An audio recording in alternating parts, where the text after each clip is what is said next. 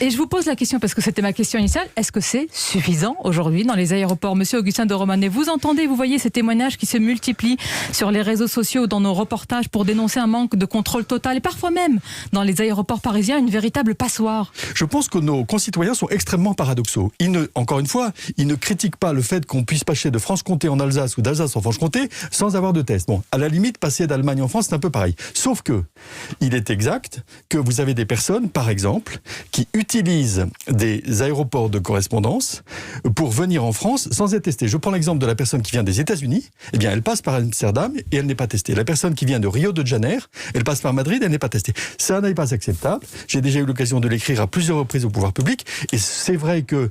Ah, vous l'avez dit au pouvoir public, vous l'avez dit à l'exécutif. Écrit. Bon, donc non, mais voilà. vous attendez une réponse, je suppose. Non, mais il est exact que j'ai toujours été militant d'accroître les contrôles dans les aéroports.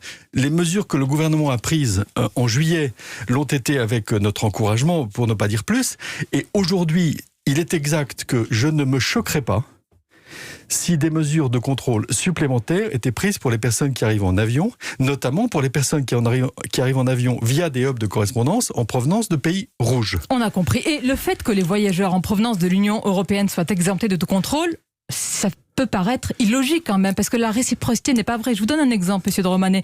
Un voyageur italien qui arrive en France passe sans problème. Un voyageur français qui arrive en Italie doit avoir le test. Non, il s'agit d'une question qui ressort du ministère de la Santé et sur laquelle je crois vous avoir donné mon inclination. Bon, qu'en est-il une question encore sur les liaisons aériennes avec l'Angleterre? Est-ce que ce sont des vols au compte-gouttes aujourd'hui? Oui, aujourd'hui, il n'y a plus de liaison avec l'Angleterre.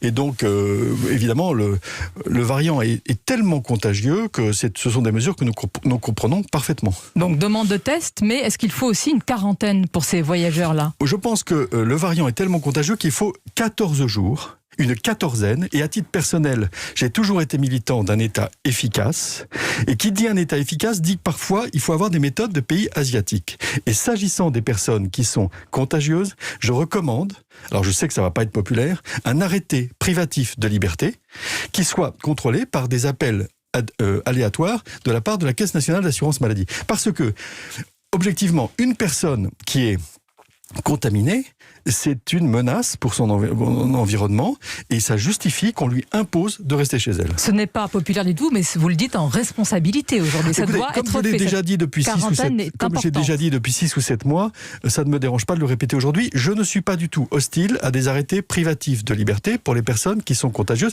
plus particulièrement celles qui sont détectées avec le variant.